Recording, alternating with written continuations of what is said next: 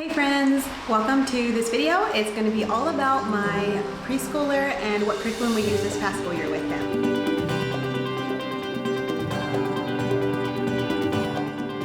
Hey friends, I'm excited to share this video with you guys, talk all about my preschooler. This year we had 4 boys I was homeschooling. We are from the States, so we currently live overseas in Cambodia. We're involved in ministry work here and have lived here for about 10 years.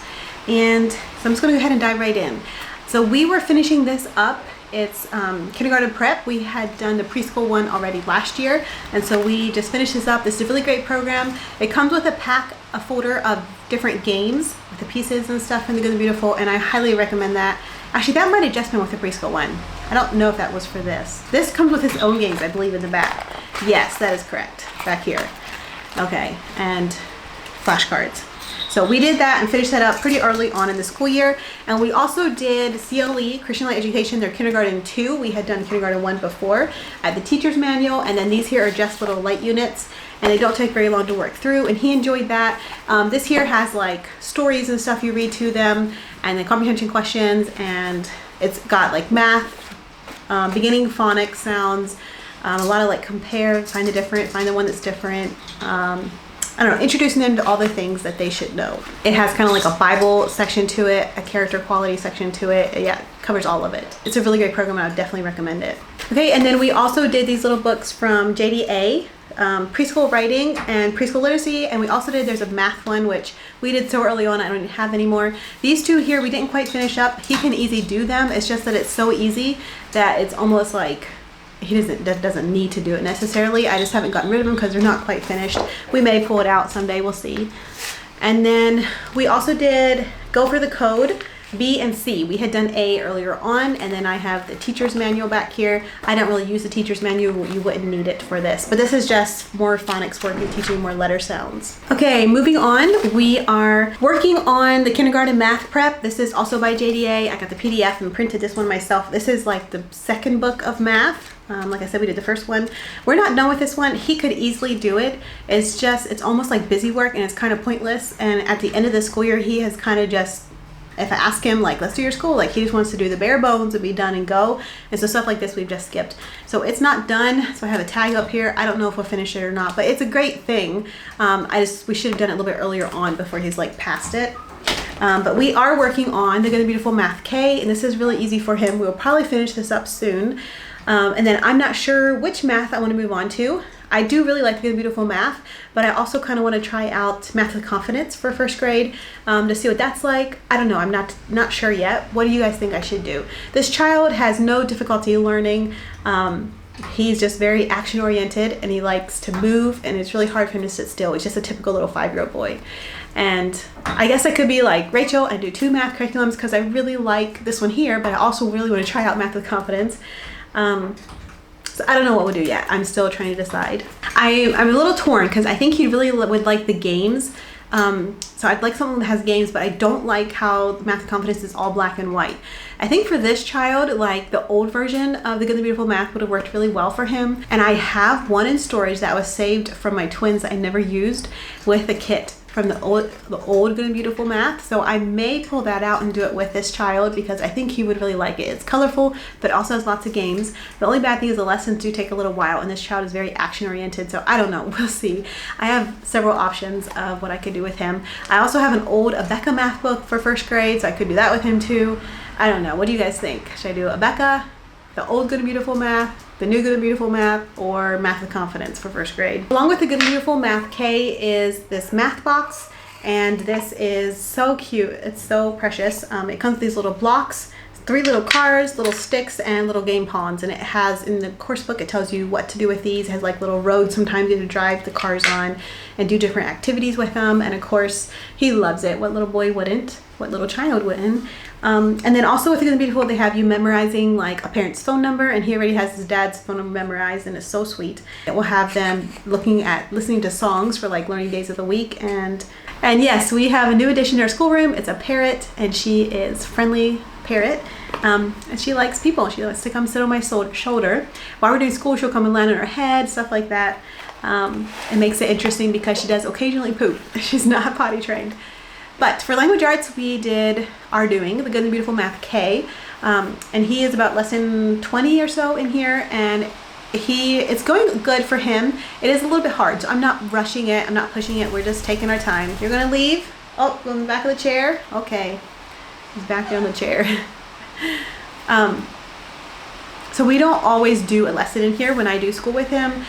Sometimes we'll just practice reading, or we'll just do his sight word flashcards, or yeah, I have some different little books that I will practice reading with him in there. And then also with the course book, they will prompt you sometimes to play games. The Good and Beautiful has a homeschool app with different Reading Booster A games, and so you can go on there and play different games, and of course my son likes to do those.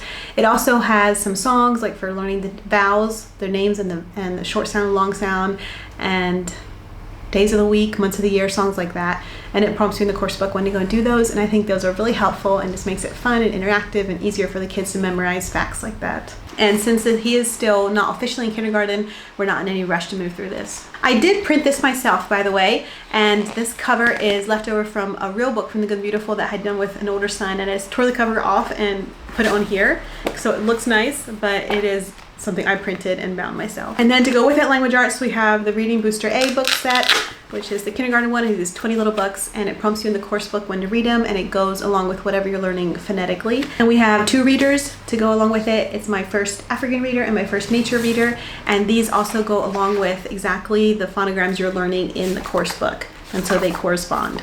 The Good and Beautiful kindergarten comes with Reading Booster A cards, and so these you go through and practice phonograms. It'll have these like triangles where it's like one word and then 2 words, and you go down repeating the same words, and that really helps the child become familiar and be able to read faster. And this here that says they have to do it on 2 different days before they can move on.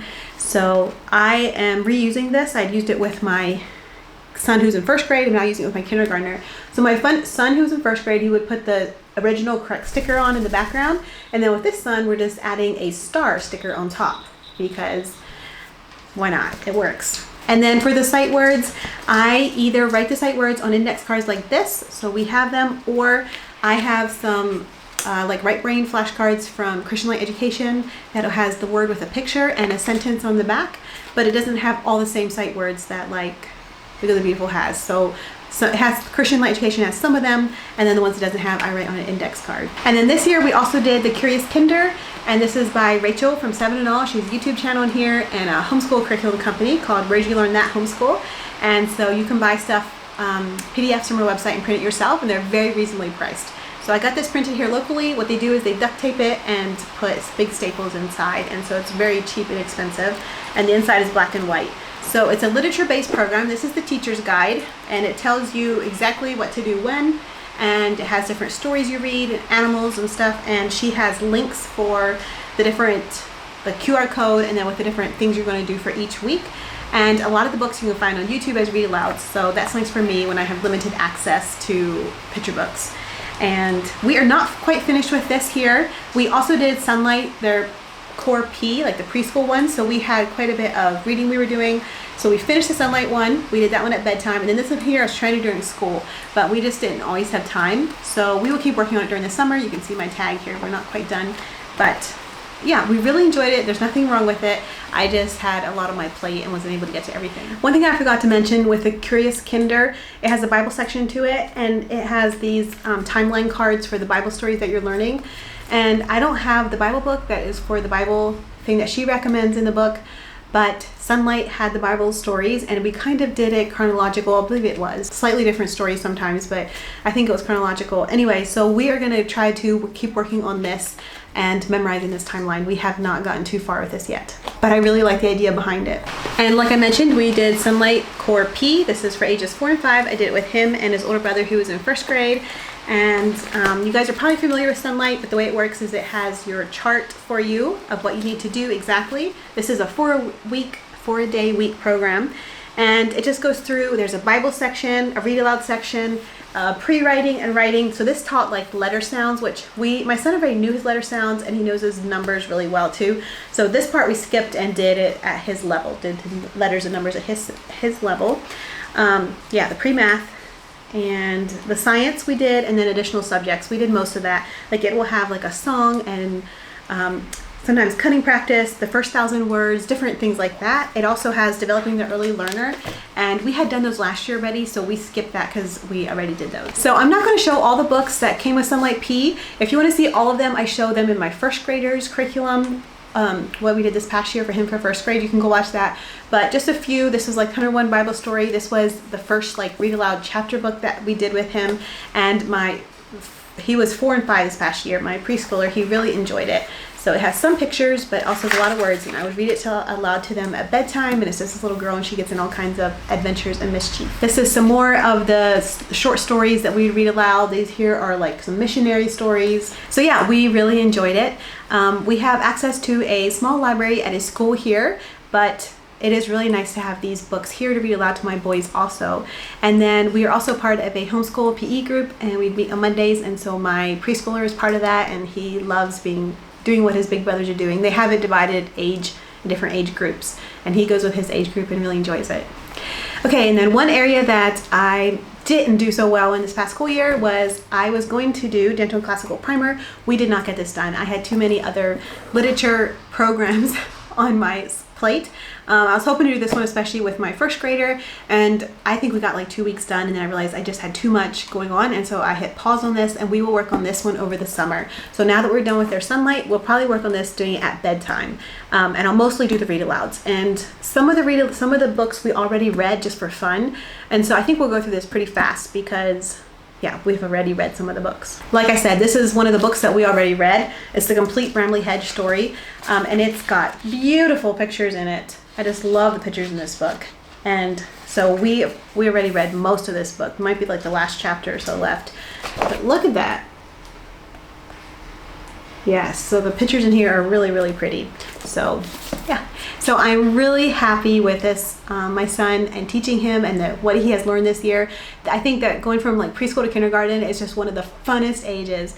It's teaching them their letter sounds, their alphabets, and then they start blending words together, and it's just like you can just see it clicking in their minds and making sense. And then you're out on the street and they start trying to sound out signs and stuff, and they're maybe not quite able to yet, but that desire is there, and I love that, and it's so much fun. It's so rewarding, and he's so proud of himself, and I'm so proud of him. And the other thing that's really fun about this age is they get so excited about everything, like, oh, we're gonna do that now, oh, we're gonna do this now, like everything's just so exciting, and that makes it fun to teach him then. Alright guys, that's all I have for this video. I hope you guys enjoyed it, and we'll see you guys again soon. Bye!